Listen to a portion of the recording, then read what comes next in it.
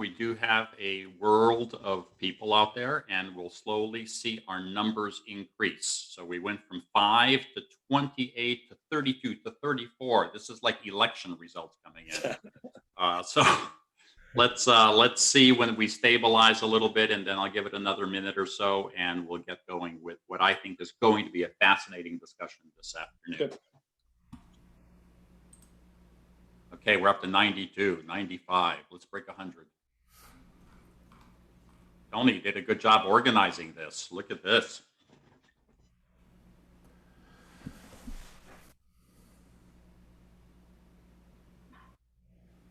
Okay, everyone, as we're welcoming people in, I'm going to give it a few minutes until our numbers of participants stabilize today.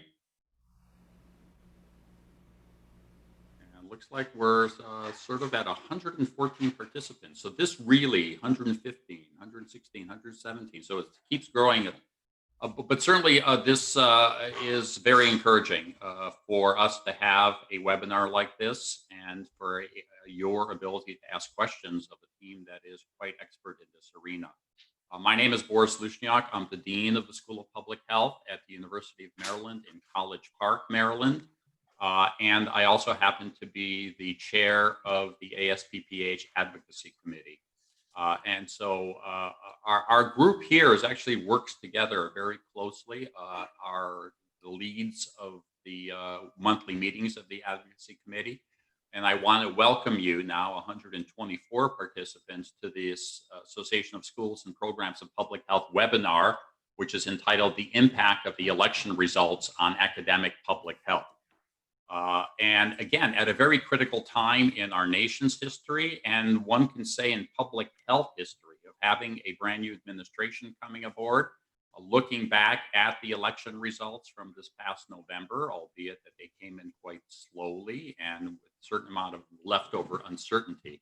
I want to remind you that the audience today of this Zoom webinar are ASPPH primary representatives. This includes deans and program directors, and they're being joined by members of our ASPPH sections. So I kind of look at this as being sort of the expanded leadership team of the programs and the schools of public health, and specifically their interactions within our larger organization of ASPPH. So I welcome you all. The presenters today are going to be a threesome of individuals who are expert in their arenas, who are opinionated, and you'll see a little bit of that. Who are advocates for public health. They include Mark Miodowski, Eric Fatimi, Tony Mizzachi, and we sort of, as a prelude to this, want to just sort of remind you that ASPPH has worked with this team and with the team specifically at Cornerstone Government Relations for almost 20 years. So this is not just a brand new relationship. This is something that's been going on for 20 years. They know us well. They understand public health well. And they are a highly respected lobbying firm. Our lead colleagues at Cornerstone are Mark and Eric. They both worked on the Hill on appropriations and know about the CDC, about HRSA, NIH funding accounts, perhaps more than anyone else in the DC advocacy community. In addition, Mark and Eric and Tony, in addition to Mark and Eric, Tony is ASPPH's Chief Advocacy Officer. He and I work together. Anything that's smart that comes out of the advocacy committee really comes out of Tony. I'm just a puppet. You can't see the strings, a marionette perhaps, but also obviously with interplay from Mark and Tony. Tony will also be making some comments today. He's worked in the House and Senate and has been involved in advocating for public health and the life sciences for more than 40 years now. Mark, Eric, and Tony will discuss the electoral results, the transition, the implications of the election results on the organization of Congress, and the impact on key issues that are of critical importance to academic public health, and so therefore of interest to all of us as members of ASPPH. I also want you to be aware that we will be taking questions, and please use the Q&A button on your Zoom screen. And so it's really important that we make this as interactive with now 142 participants. So thank you for taking time out. And I hope this becomes, for you, a worthwhile hour for us to spend together. Mark, I'm going to start with you. So tell me, man, like what happened? What happened? Well, we got a new president, but the Senate didn't flip, and the House lost some seats. So it's a really interesting election that President-elect Biden, while he won the White House with a record 80 million votes, didn't have a long coattails. I think our expectation going into this election, if you had asked probably Eric or I, 2 months ago, is the Senate going to flip? We would say almost for sure it would. But the Republicans held on to seats that looked marginal, and we thought would probably flip, but the incumbents by and large held out and won. We still have a couple of seats open in Georgia that the whole country's focused on, and we'll get into some of the numbers in a minute, but control of the Senate still hangs in the balance, and we won't know until January 5th if it'll be a majority Democratic run institution or continue as a Republican led institution. I'm sure Nancy Pelosi is very disappointed that they lost House seats, and we'll get into that a little bit. But the broad overview is, Biden's going to have a limited ability to get through what was kind of an aggressive or hopeful, kind of a Democratic agenda. If they had taken the Senate by, a couple seats, they thought they'd have a Senate 2 or 3 seat majority with a little bit of breathing room. That Nancy Pelosi would have picked up maybe a dozen. I've heard as high as 25 House seats, giving her a lot more breathing room to get things across the House floor. That didn't happen. So the whole notion and kind of hope for a Democratic agenda is going to have to be recalibrated into a sense of reality and kind of a sobering manner about, okay, here what the numbers look like. How does Nancy Pelosi get through her legislation across the whole House floor with only a +4, 5, maybe +5 Democratic majority? She can't lose too many votes and get the bills across the floor of the Senate. Clearly, at least today, if we kind of had to guess, it'd be really hard to imagine that you're going to pick up both Georgia seats, for the Democratic Party. So Mitch McConnell would likely stay in control, and that's going to just reset what's doable. We still have the number one thing that the new administration have to deal with is the coronavirus pandemic, and there's going to be a lot of effort put into reformulating that and what the response looks like from a federal level and how they integrate with schools of public health and state and local health departments and other partners around the country and businesses to address that, and maybe probably a dramatically different manner than we watched since the last January 20th when we had our index patient. So that's kind of the mindset of kind of what we see going into this. We'll dive into some of the details of it in this call, but I think 2 months ago, I think the Democrats thought, wow, we're taking back Washington, and they're going to have a Democratic agenda, and all of these wonderful progressive things will happen. I think we're resetting the landscape a little bit.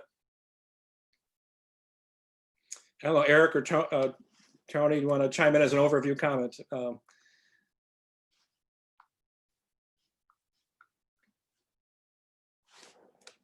Tony, you're on mute. Yeah, I totally agree, Mark. Why don't you jump in and then we'll have a discussion. Okay. That sounds good. Okay, I'm gonna start screen sharing.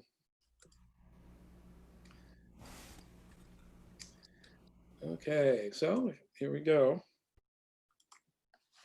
So obviously, I think people are pretty familiar with some of these numbers. Obviously, President Trump is still in court arguing about some of the counts on these results, but the right now it looks like 306-232 on the Electoral College, the same margin of victory that Donald Trump beat Hillary Clinton 4 years ago.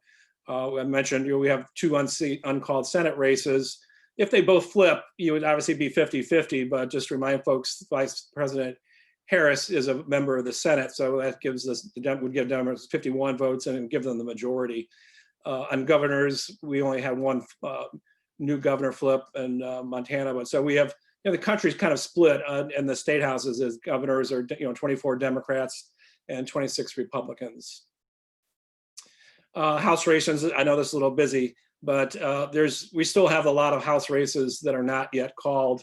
But the Democrats have 222 as of today. We think of probably most of these other 9 uncalled races are going to break for the Republicans, and that means the magic number in the House is a majority of 218. So there's 435 House seats in total. 218 is the mathematical majority. That's what it takes to pass legislation. And what I just mentioned a minute ago, you only have a handful of votes that Nancy Pelosi can so-called lose, And so if you have a voting bloc like we call them the squad, AOC, and some of her colleagues that are now in their second term as progressive Democrats, if they kind of jump ship and oppose legislation to try to get leverage, to get legislation repackaged in a way that they like it and they'll vote for it, you don't have a lot of wiggle room. So what I think a lot of people have been hearing is, a lot of blaming about the moderates. These are the Democrats that picked up Republican seats. Some of them lost them, and as freshmen running for re-election this year, some are barely held on. But just this kind of struggle in the Democratic Party, especially in the House, about the progressive agenda, which is kind of, again, we kind of use AOC as our marker for a spokesperson that's very much aligned with like a Bernie Sanders progressive wing of the party, with more of the moderate, called Blue Dogs or New Democrat group of the party. It's actually the New Democrats are the largest caucus in the House. There's over 105 members. And so they, as a voting bloc, are kind of voting for more moderate policies where AOC wants the new Green Deal and Medicare for all. So there is going to be this underlying tension that we're going to have to watch play out. And bringing legislation to the floor, you're trying to balance all these competing needs, the needs of these kind of disparate groups, but also the Black Caucus, Hispanic Caucus, Asian Pacific Islander caucuses all have agendas that they would like to see with a Democratic president now in power that would hopefully sign bills that were otherwise would have been opposed by the president. And the key will be, can you find a handful of Senate Republicans that are more moderate that can help get legislation to President Biden's desk? At the state level, we really only have one flip, and that was in Montana, that picked up, the Republican picked up that the Democratic held governorship. The rest are basically holds, so not a big change at the state house level. State ballot issues of interest in kind of the public health world, and this is kind of what we look to is what's happening in states, as we see Washington kind of characterized as being paralyzed politically and not being able to move a lot, through the House and the Senate in Washington, D.C. The action tends to focus on the state levels, and so ballot issues are a good way of seeing where is the American public on some of these issues. So medical marijuana legislation passed and legalized in 5 states. Tobacco and e-cigarette regulation is gaining some ground in Colorado and Oregon, where they voted to increase taxes. Oklahoma defeated an amendment that would decrease money into the tobacco trust fund. Here in Washington, D.C., where we are, they decriminalized mushrooms, and so that got a few chuckles out of a few of our friends. Oregon voted to allow people over the age of 21 to buy, possess, or consume psychedelics at supervised centers. Abortion was on the ticket in a couple states. So in Colorado, they rejected Prop 115 that would have prohibited abortion after 22 weeks, except to save a patient's life. And Louisiana approved an amendment saying there's not a state constitutional right to abortion. Lastly, sexual health education. Washington voted to approve the first sex ed mandate in the United States. So what are the congressional implications? So as we talked about, a reduced majority, when it's really, Nancy Pelosi, Steny Hoyer, Clyburn, or the leadership has to, marshal enough votes that come out of committees to get them to pass. And with some of these things, we hope that there's bipartisan legislation, that you don't have to rely on Democratic only votes, but we know there are certainly going to be a few challenges, like maybe Affordable Care Act legislation that Pelosi and Hoyer's, the job is the majority leader, it's his job to whip and count votes with Clyburn and actually pass legislation. So with the reduced majority, you have a little less operating room or running room. That means you're negotiating with a lot more factions that are holding out their votes, and their votes become a lot more important, or their stock goes up. So they're going to have to pay attention to their caucus and listen to them all very carefully as they do that. On the Republican side, it's when you're in the minority, it's pretty easy to get everyone on the same page because you're in the minority and you can all vote as one to stop legislation. But we do see efforts like the Problem Solvers Caucus, where we do have members that are trying to work across the aisle and find bipartisan areas where we can find enough votes to pass legislation with big majorities. In generational challenges, between Speaker Pelosi, Majority Leader Hoyer, and the whip Clyburn, they're all advanced years. They've been around Congress a long time, so they're very experienced. But you're seeing these younger members who are coming into Congress in the last election and 2, maybe 3 elections, kind of challenging them, taking them on. Haven't they been here too long? Shouldn't we get rid of them? I think maybe Speaker Pelosi's thinking about stepping down after this congressional term, so 2 years, or this Congress rather, to the first and second session. Letting some more room come for younger members. They certainly have expanded their whip operation, opened up their leadership to younger members and given them positions of power in the Democratic leadership.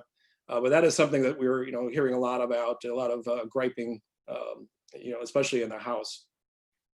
One of the big leadership changes we do have in the House this year is Nita Lowey from New York has stepped down. She's retiring at the end of this session. And there is a 3-person race to succeed her. Marcy Kaptur is next in line by seniority, but she was already passed over once when Lowey got the gavel for the last Congress. Rose DeLauro is next in line by seniority, also chairs Labor HHS Education from Connecticut. She's probably the front runner in our mind, but Debbie Wasserman Schultz is also going to be challenging, for that gavel as well. And so I think it's really down to DeLauro and Wasserman Schultz as to who's going to succeed Nita Lowey. That election will be on this Thursday, this week, and that'll set a potentially new pathway. Rose DeLauro is viewed as a little more progressive. Wasserman Schultz maybe more aligned with the New Democrats, but we think Rose DeLauro has a lot of priorities that she's shared with Nancy Pelosi and Nita Lowey over the years. They used to be called the Delosi staff, a combined of their 3 names. For years, for 25 years, they've worked together as a kind of a team on a whole variety of issues. Possible return of earmarks. Earmarks used to be something that the Congress did in the, maybe I think it's been done at least 10 years now since they've been banned, but it was really the House Republicans that started a ban on earmarks in appropriations bill. All 3 women running for the chair in the House have said they would try to bring back earmarks. That's politically tricky. In order to do that, you have to make sure that what we call 4 corners, the House and the Senate, Republicans and Democrats, and the White House all sign off on that. If any one of those elements gets pulled out and opposes them, it becomes a political damaging effort to try to bring back what some people would characterize as pork or wasteful spending. So I think there's a lot of appetite, I know, to bring back earmarks where members can write into appropriations bills specific projects at, not NIH, but certainly at CDC and other places, earmarks for universities, earmarks for local businesses, communities, nonprofits, especially schools. It's a popular thing, and we'll see if it happens. I wouldn't count on it at this point. In the Senate, we have, again, the 2 runoff races will be decided on January 5th. A lot of money has been spent on those races already and a lot of campaigning. Again, it's going to really turn on, we think, on turnout. If Trump's not at the top of the ballot, do Georgia Republicans turn out and vote for their 2 senators to return them back to Congress? The same thing on the Democratic side. Now that Biden's elected, is there the same enthusiasm for the Osso and Warnock, races to get them to potentially flip the Senate? So given what's at stake, the control of the Senate, a lot of spending, a lot of campaigning is going to be done in Georgia between now and January 5th. Another big change in the Senate would be the retirement of Lamar Alexander. He's probably going to be succeeded by Richard Burr, is our guess, but Rand Paul is also potentially in the mix on that. On the Democratic side, Patty Murray will probably remain as the vice chair, the ranking Democrat. Of course, if the Senate does flip, Patty Murray would become the chair of that committee, and it would be similar to when Tom Harkin was both the chair of on Labor HHS Appropriations and the Help Committee. Patty Murray would have, again, that kind of a double hat of being both the authorizer and the appropriator for public health programs. But she currently has a job as Labor H ranking and Help Committee, so she already has a lot of power in the public health world, even as a Democrat and the minority. On finance, Chuck Grassley was term limited out of that chairmanship, so the gavel is probably going to pass to either Mike Crapo or to John Cornyn. We were hearing probably Crapo, but I think that's still an open item as to which one of those 2 senators gets that gavel. Again, Ron Wyden will remain as the ranking Democrat there and would become chair if the Senate flips. So the lame duck agenda. So what happens between now and the end of whenever they go away back home? Right now, we don't know what the deadline is going to be, but one thing we can say is there's a continuing resolution. So the fiscal year started October 1st of this year for FY21. It expires on December 11th. So that's kind of our first backstop for a deadline of can they get the rest of the appropriations bills done by December 11th. That is certainly what they're trying to do. So there's 12 different appropriations bills. One, the public health folks care most about is the labor HHS education bill. They also care, about ag nutrition bills and state foreign ops, which has USAID, state PEPFAR funding. All of these 12 bills have been drafted at this point, and in the House and in the Senate, the staff are racing to reconcile the differences and with their chairman and ranking members to get this all done virtually, which makes it a little bit more challenging to have conferences that are virtual. I think there are some in-person meetings, but by and large, it's going to be a little more challenging for both folks to do what normally you would sit down in a room and lock yourself in that room for 12 hours and hammer out a deal. They're doing it mostly remotely. This COVID supplemental, so that's also a big unknown. Where we are is where we've been for all summer. Pelosi's last effort was to pass a $2.2 trillion Heroes 2.0 bill. Before that, she passed a $3 trillion bill. So that has not been reconciled with the Senate. That's the last coronavirus supplemental. And so in her and Pelosi and I think Schumer's mind, the House Democrats have already come down by $1 trillion from $3 trillion to $2.2 trillion. Have kind of written a line in the sand here that we're not coming down anymore. McConnell, has produced a few bills at his side that never break $500 billion. And he said that's as much as he can get. He has the votes for in the Senate. And we've been there since this position since all summer and now into the fall. There's no real sign of movement or effort. This morning at 10 a.m., there's about a handful of senators on a bipartisan basis that worked and crafted and released an outline of a $900 billion bill, with the hope that they would get something going in the lame duck on that and doing some Paycheck Protection Act, unemployment insurance relief, money for education, for student loans, for public health programs, vaccine distribution, Operation Warp Speed, all of that's in that bill. But McConnell already said this morning that he's not interested in the bill. So it doesn't have probably much of a life beyond this afternoon's headlines and going into tomorrow. There's a lot of expiring health extenders, as we call them. So, authorizations that are standing for years. Things like community health centers are not controversial, that just simply have to get done when they expire on December 31st. The National Defense Authorization Act is also a big bill that kind of goes hand in glove with the Defense Appropriations Subcommittee bill. That is in conference as well, and something that we care about and look to. Some of the public health concerns in that bill is PFAS, authorizations for more money for CDC to clean up basically military bases from forever chemicals. So some of the environmental health, public health people care about that quite a bit.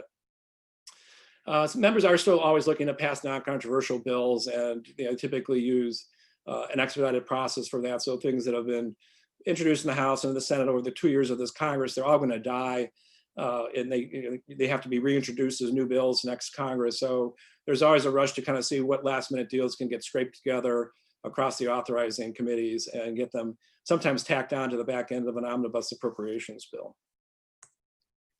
So this is our kind of for our specific priorities for the schools of public health and what the advocacy team, which Tony and Eric and I work on, is largely this set of lines here. So the National Institutes of Health, total, the CDC, total, HRSA, ARC, the Fogarty number with inside the NIH total, and then some center programs at CDC and HRSA that we care about.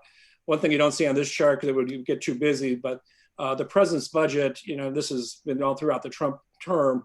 When you get to look at that kind of from just under Fogarty from CDC prevention centers on down, President Trump budget has zeroed out these programs and what he asked Congress to appropriate for each of the last 4 years. And we've been able to get them back every year, but it does, that's part of what the political chits are that we use up to and getting all our schools involved in that advocacy.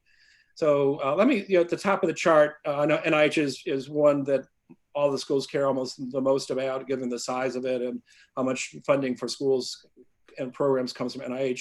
I'm going to turn it over to Eric Fatimi a little bit to walk through this number because there's a little bit of a complication on this House number that looks really good, but really isn't the same as you might think, just saying, oh, there's $47 billion there. Eric I just introduced him a little bit. He's been with Cornerstone for several years now. And before that, he was Tom Harkin's staff director for the Senate Labor, Education, Appropriations Subcommittee, and really specializes in NIH and knows about the ins and outs of the NIH budget. So Eric, why don't you walk us through what that 46.9 means versus the 43.6 and where you think it might come out compared to the current enacted level of 41.6? Yeah, so as you well know, NIH has been on a really good run, at least $2 billion of an increase a year for the past 5 years. And we're hopeful that that streak will continue. The Senate Republican proposal that was released a week or two ago called for a $2 billion increase from basically 41.7 to 43.7. And yeah, this House number that you see on your screen, about $47 billion, that is less than meets the eye, unfortunately. So $5 billion of that is emergency money, and is designated as emergency money. And it was designated that way so it wouldn't have to count against the budget caps. So they're all working, trying to fit these appropriations under budget caps for one more year. We'll talk about that in a minute. But so they designated $5 billion as kind of off the books, emergency, not counted against the budget caps. And actually that $5 billion was spread out over 5 years. So really the sort of core House proposal for NIH is a lot less. It's more like $500 million or so. So you've got the $2 billion increase that the Senate is proposing, we'll say 500 million or so for the House. And that is those negotiations going on, as we're speaking. All these negotiations, in fact, are very intensely going on this week with the goal of finishing by December 11th or a little after. My guess is that they'll end up at the Senate Republican level of 43.684 billion. It's quite common for the Senate to come in high on NIH, the House to be lower, not because they dislike NIH necessarily, but because there are a lot of things that House Democrats, they spread the wealth among a lot of programs. And usually the Senate ends up prevailing. And that's what we'll hope happens this year. Thanks, Eric. So the CDC budgets, this is an unusual year with coronavirus. CDC, it's not reflected on this table, but through 3 of the last 4 supplementals has gotten probably $13 billion of additional new money. A lot of that's gone out the door to state and local health departments. So about 12 billion of it has. There's still money needed for vaccine distribution. That's not yet appropriated. That's something that we're working on at Cornerstone for another client, ASTO, state health officials. Since so much money is going into COVID response, you don't see big increases across the CDC programs. One little highlight I will mention is in the Senate bill, there's a $45 million increase for global health, which kind of stands out because most things were frozen. ARC, got a big cut, but this is just reflecting the Trump budget request to the Hill. The first 3, eliminated ARC or cut them a lot, assumed that these would be done by NIH. So the 256 number that's in the Senate bill, I'm sure that'll probably come back to something that looks like the current level of 338 in the final conference. But it's just something that in order to reach that $2 billion number that is a high priority for at least Senator Blunt as the chair, he's willing to take it out of other things. And so one donor I would say to why that number is better in the House for NIH is that some of that money came out of ARC. It's probably maybe a little unfair to say because you don't really take it from one to another, but with both of these bills, the House and the Senate, they have a top line spending limit. This bill, when you add up all the programs and add in education and labor, it comes in around $190 billion. And the thing we as advocates care about is how much more did they get to spend this year than they had last year? So when you add up all the programs for FY 2020, they come in right around 190 billion. So they didn't have much of an increase to spread around. They really have what we call a freeze level allocation for this year, FY21. So in order to increase NIH by $2 billion, other things have to kind of pay for it.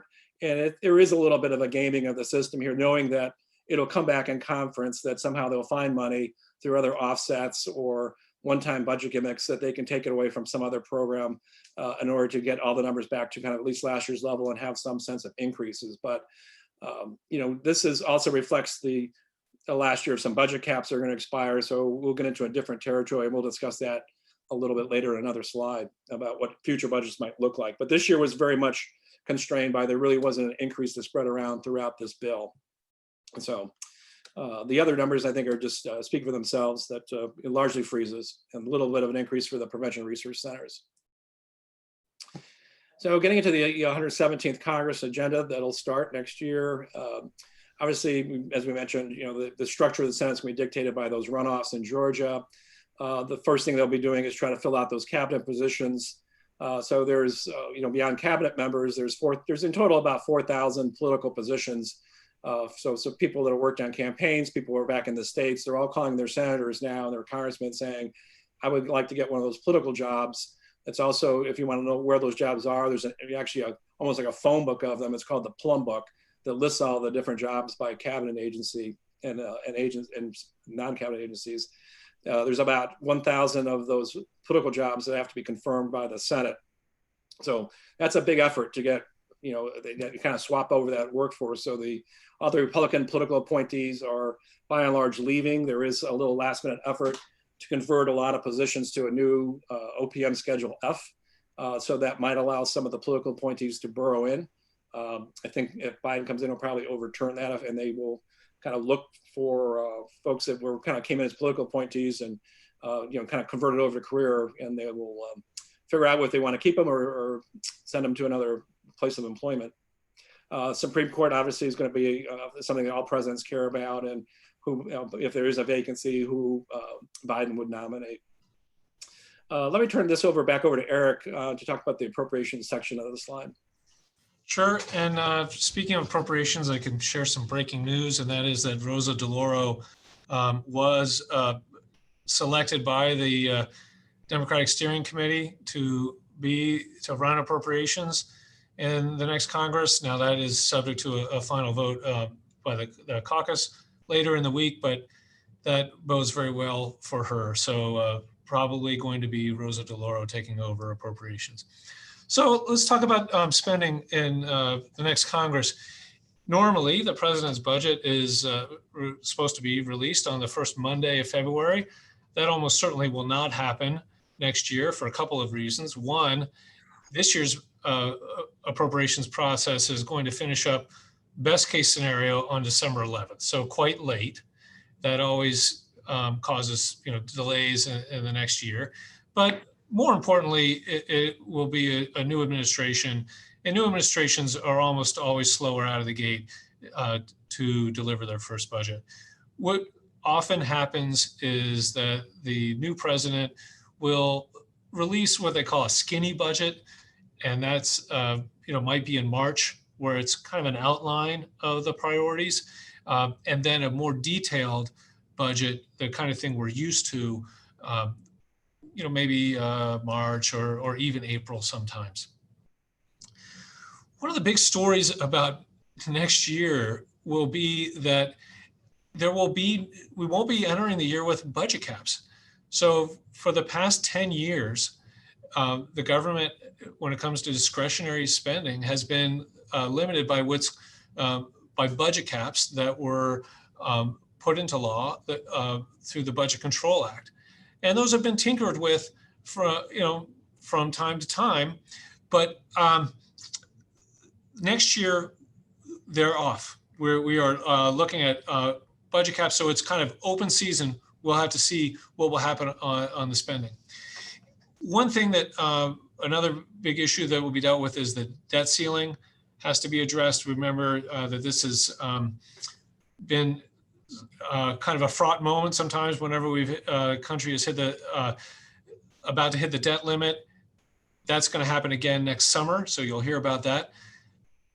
overall, I would say for NIH, the outlook is pretty good. One, because of Biden is a supporter of research and development generally, sees it as an engine for the economy. Of course, he ran the cancer moonshot, so he is especially familiar with the value of biomedical research. And NIH will remain a bipartisan priority. I'll stop there. Thanks, Eric. One thing, thank you for breaking the news. That was good about Rosa DeLauro. I didn't know that. So one thing we've been asked is if Rosa DeLauro gets the full committee gavel, does she have to give up the Labor HHS Appropriations Subcommittee? The Democrats, I think the answer is no. I think these things can always change, but the Democrats have different rules than the, hit that button a second. The Democrats have different rules than the Republicans in the House. In the House, Republicans have a rule for their conference that you can't have both the subcommittee and be the full committee chairman. You're ex officio on all the subcommittees, but you can't chair one yourself. The House has different precedents for the Democratic caucus, and Dave Obey, had both jobs. He was both ranking at the full committee level and at the subcommittee level. When I was his Democratic staff director during that time for that subcommittee, and then he later became the chairman at full committee, and he also kept the Labor H subcommittee. So we'll talk a little bit about the Biden transition. This is the hot topic in the town right now. So obviously, some of the cabinet slots are getting filled out. Janet Yellen was officially announced today, and we've already seen State Department. I think a lot of us are waiting to hear on HHS who the secretary is going to be. Certainly the governor of New Mexico, Vivek Murthy, are names that we've heard as kind of front runners, but there's some other names out there still floating around. But we heard that one might be announced soon. And then you kind of will tear down to talk about some sub-cabinet levels like the CDC director, what's going to happen there. I assume on January 20th, Dr. Redfield might depart, and something like Ann Schuchat, who's the principal deputy, would probably be appointed as at least acting during the interim until they decide if she would get the job full time as the CDC director, or they're going to bring in someone else to do it, or elevate someone else from within the career ranks that are currently in the federal workforce. But the CDC job is appointed by the HHS secretary. It's not someone that is confirmed by the Senate. And Eric, what do you think is going to happen with NIH? Well, I think this is one where we've heard secondhand Francis Collins may want to stick around at least till they get past the worst of COVID. I would be surprised if he sticks it out for the full 4 years. Of course, this depends on whether Biden would ask him to stay on. But I could see a scenario where Collins stays for some period of months, and then perhaps a new person. He's obviously been at NIH for over a decade, and I don't think he has another 4 years. Yeah, thanks, Eric. Getting into the other staff level jobs, obviously having Ron Klain come back, he's been with Biden for many years. He was the Ebola czar. So the other thing, the question we're all getting asked is, what's the structure of the coronavirus response going to be? Is it going to be kind of located back in the White House National Security Council structure with an Ebola czar kind of person? If there's, Zent's going to be, has been named as a possible person to take that job. Is the power and all the action going to be there, or is it going to be at HHS and the Office of the Secretary to kind of coordinate, the CDC, FDA, and NIH and other HRSA responses and SAMHSA? So I think that's to be determined. But I think friends I know that worked for Klain at the time said they were putting the band back together. I don't know if that means the whole structure of how they did the Ebola response, but that's another thing that we're kind of watching out for, how they're going to frame out that coronavirus task force that actually is already, I'll show you that on the next slide, but is filling out. Some, obviously I think people are pretty excited about an all female lineup for the comms department at the White House. That's kind of cool. So that's been announced yesterday, I think, along with the chief. And then on that right column, these are the Ledge Affairs folks. So Louisa Terrell is going to head up the director of White House Ledge Affairs. She's also doing the outreach now. So for people that are to the House, so people that are looking for jobs in this new administration, as political jobs, Surgeon General, the OASH, whatever, CDC director,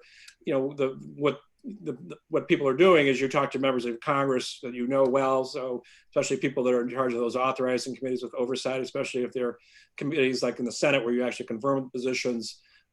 You talk to your members of Congress that you know well, and so like Louisa Terrell has an outreach effort ongoing now. She's out there talking to offices saying, who do you want for these various jobs? And again, filling out those almost 4,000 jobs, but especially the 1,000 that are senior and confirmed positions. And the Senate side, it's Rima Dodden, who is Dick Durbin's floor staff director, who resigned from Senator Durbin's office to take the White House job. And so she's doing the Senate outreach and doing the same thing, talking to those offices, asking who they want for different positions. One thing I skipped over, let me just go back a slide, was Neera Tanden, who's the Center for American Progress, is the executive director, CEO, president, is named to be White House OMB director. Already some, blowback, I guess, from Senate Republicans who think that she's been a bit of a lightning rod and they're going to maybe oppose her confirmation. We'll see about that. But it was, I think they're blaming her for her bad tweets, is what I've seen. So let me turn this back over to Eric, because I think a lot of folks are also asking us, what can Biden do on day one, through executive actions? And Eric's going to walk us through a couple slides here. Yeah, especially if Republicans maintain control of the Senate, it is going to be very difficult to get any kind of sweeping legislation through Congress. And that means that for President Biden to advance his agenda, he's going to have to depend a lot on executive actions.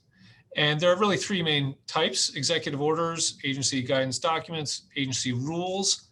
And these are,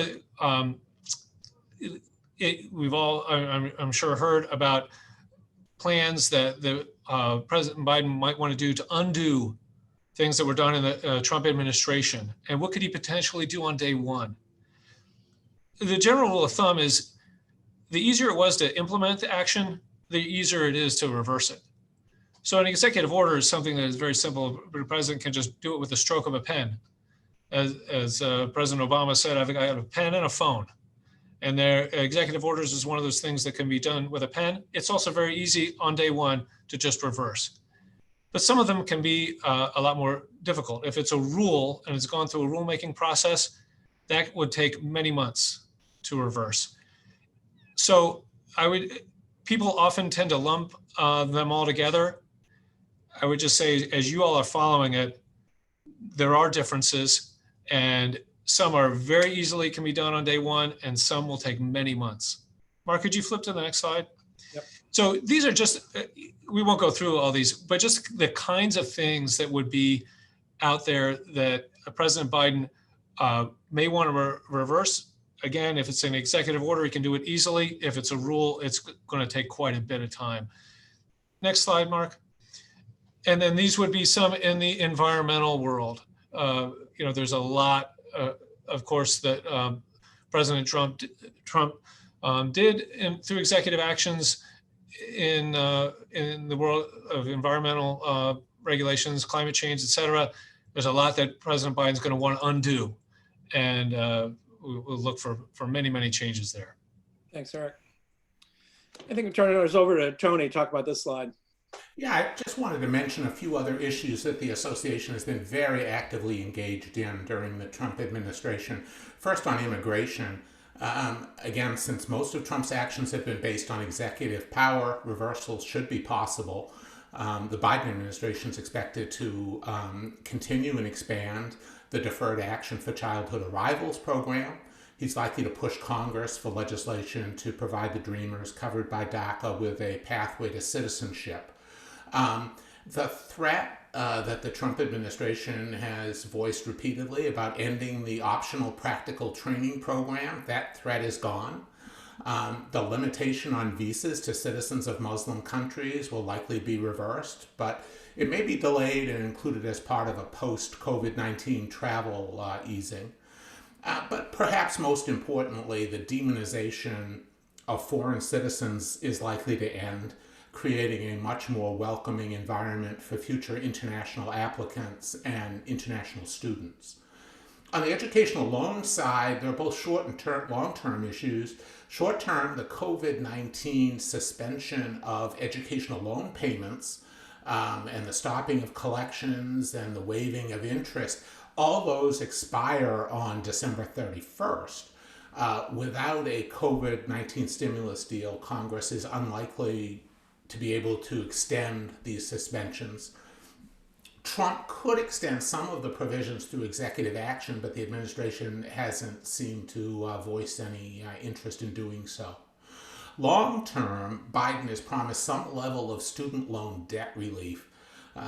Delivering on that rather ill-defined promise may be difficult. It clearly will be costly and controversial.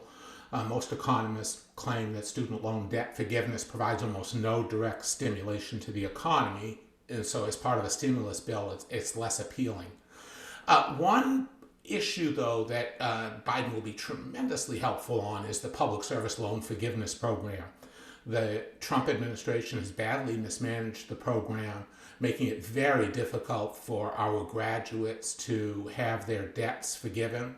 Given how many of our students take starter jobs with state and local health departments, CDC, other non-governmental organizations and nonprofits, the Public Service Loan Forgiveness Program and its vitality is really important to our graduates, and hopefully it will be strengthened. It likely will be.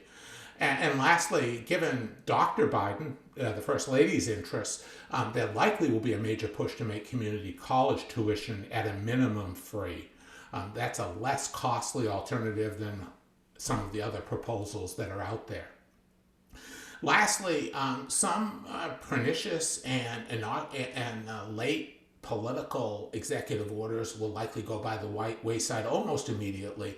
First, the diversity training effort that Trump issued an executive order, as you all know, on combating race and sex stereotyping, prohibiting government contractors and others from offering diversity training programs.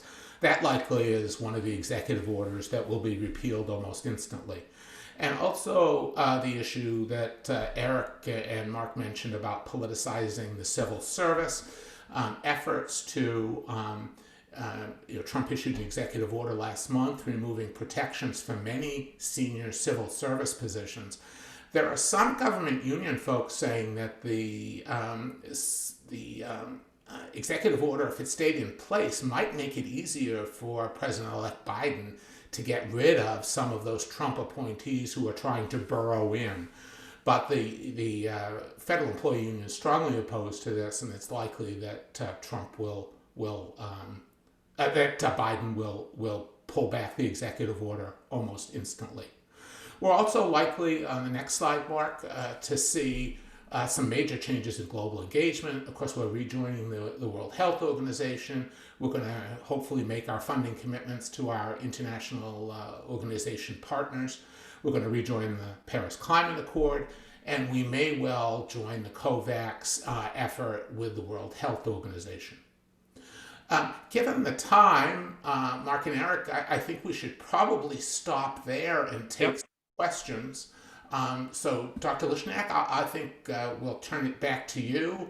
Our slides are available, and we go into additional issues such as climate change and the pandemic response, but we did want to make sure to save time for questions. So, Dr. Lishnak, we'll turn it Great. Well, thank you so much to all three of you for those excellent presentations. We'll be taking questions now via Q&A and chat. I do have a few lined up. First of all, many of you have inquired about availability of the slides, and if you notice at the chat, they're available by sending an email to advocacy@ASPPH.org. One question that came up, I'll sort of get it to Eric. You may not have the numbers here right off the bat, but do we have a breakdown, for example, for NIEHS and their budget? I will track that down while we are talking. How about that? Okay, that'd be great. So that was one question that came up on the Q's and A's.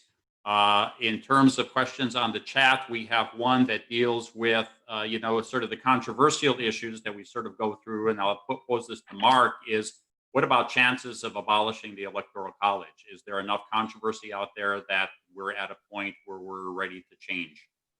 I don't think so. I mean, I think that's a big change in American politics. I think there's a lot of frustration with it. So I'm sure it'd be very popular for people in California who would like to do it, but I think those small states like the way it is. Great. Okay.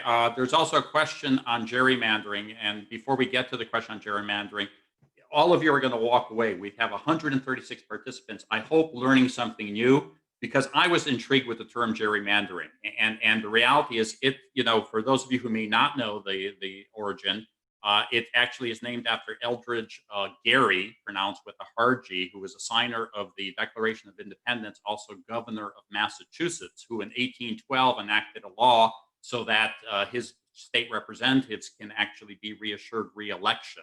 Afterwards, Gilbert Stuart, the artist, had seen one of the districts that had been presented in the state of Massachusetts, and it actually looked like a salamander.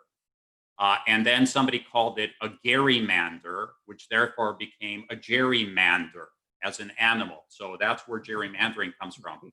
And perhaps also back to Mark on this one, is any chance there'll be a reduction in gerrymandering from both the right and the left? Is there any movements out there? Yeah, I think, well, I would hope so. I mean, these things tend to end up in the courts, especially if they're, drawn to discriminate against racial minorities and create, kind of white districts and disempower African-American voters or Hispanic voters. So I think that's something that we look to the courts to resolve and the Department of Justice. But yeah, I think there's always, our state we just had a referendum on it in Virginia where I live about taking it out of control of the legislature and giving it to a bipartisan board of 6 Republicans and 6 Democrats and let them come up with a plan. And if they can't come to an agreement, it goes back to the Supreme Court in our state. So I think the states are trying to take this on, but it's given that we just had a census, obviously this means that the state legislatures get to redraw the maps in the congressional districts. And again, if they get really ugly, they end up in the court. The courts will settle it. Great. There's also a question about likely candidates for USAID, and I think Tony answered that online, talking about no rumors yet. Is that right, Tony? That's right. We've not heard any rumors. It's been fairly quiet. The transition team has not yet met. Both the administrator of USAID and the deputy administrator both tested positive for COVID this week. So the transition with USAID will likely go much slower. Great. We also had a pre-question that Tony wanted me to answer is, what about, for example, the Surgeon General and the Assistant Secretary for Health? Both are political appointees, both serve at the pleasure of the president.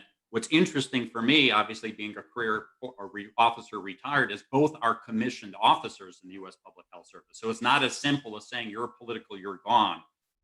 The position serves at the will of the president, obviously, and both could be gone out of that position. It's a rarity for them to maintain their commission and be transferred elsewhere. That would come at a decreased rank, though. Both are commissioned initially as 06s, that is captains in the commission corps, are elevated to fit their role. So it gets very intriguing. My sense is that it's a rarity for any of these to stay on, even as commissioned officers afterwards. We have a compliment to the group, and this is from Patrick out there. Just wanted to comment that I have learned more about this subject matter in this webinar than I did watching the news networks for a week. Job very well done.